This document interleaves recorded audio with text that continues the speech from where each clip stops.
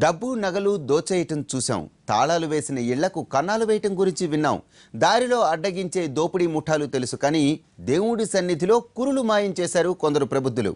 విశాఖలో ప్రముఖ పుణ్యక్షేత్రమైన సింహాచలేశునికి నిత్యం వందల సంఖ్యలో భక్తులు తలనీలాలు సమర్పిస్తారు. తలనీలాల వేలం ద్వారా ప్రతి ఏటా దేవస్థానానికి కోట్లలో ఆదాయం వస్తుంది. అయితే తాజాగా భక్తులు సమర్పించిన ₹1,00,00,000 విలువైన వెంట్రుకలు మాయం అయ్యాయి. విషయం ఆలస్యంగా తెలుసుకున్న దేవస్థానం కంగుతుంది. వెంటనే పోలీసులకు ఫిర్యాదు చేయడంతో కేసు నమోదైంది. నగలు నగదే కాదు, దేవుడికి సమర్పించిన తలనీలాలకు రక్షణ లేకుండా పోతోంది. సింహాచలం అప్పన్నకు సమర్పించిన కురులను మాయం చేశారు. దీనికి సంబంధించిన పూర్తి వివరాలు మా ప్రతినిధి రవిచంద్రన్ అడిగి తెలుసుకుందాం. రవిచంద్ర, చెప్పండి, దాదాపు ₹1,00,00,000 విలువైన తలనీలాలు మాయమైనట్లు తెలుస్తోంది. దేవస్థానం ఏమంటుంది ఈ విషయంపై?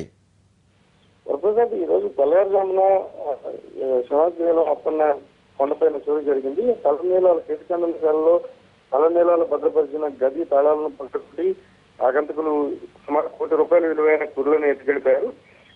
సహజంగా ఇక్కడ సింహాచలం దేవస్థానంలో భక్తుల శాఖ ఎక్కువగా ఉంటుంది. ఇక్కడ తలనీలాలు సమర్పించడానికి చాలా మంది సెంటిమెంట్ గా భావిస్తుంటారు.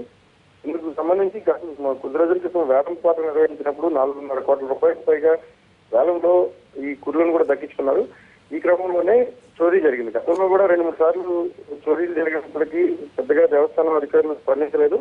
ఈసారి ₹1,00,00,000 పైగా విలువైంది. అంటే మనకున్న సమాచారం ప్రకారం చోరీకి గురైన కేశాల విలువ దాదాపు ₹2,00,00,000. అయితే అధికారికంగా ₹1,00,00,000 అధికారులు చెప్తున్నారు. మొత్తంగా చోరీ జరగడానికి కారణాలు, చోరీ జరిగిందా లేకపోతే దేవస్థానానికి సంబంధించిన ఎవరైనా సిబ్బంది తాళాలను పగలగొట్టి పట్టుకెళ్లిపోయారనే దాని మీద కూడా ఇక్కడ క్లారిటీ రాలేదు. పోలీసులు అయితే దేవస్థానం అధికారులు కంప్లైంట్ మేరకు పోలీసులు రంగంలో దిగారు.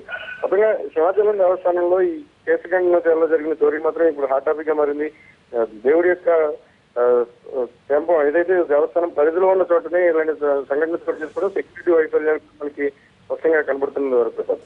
Right, thank you Ravichandra.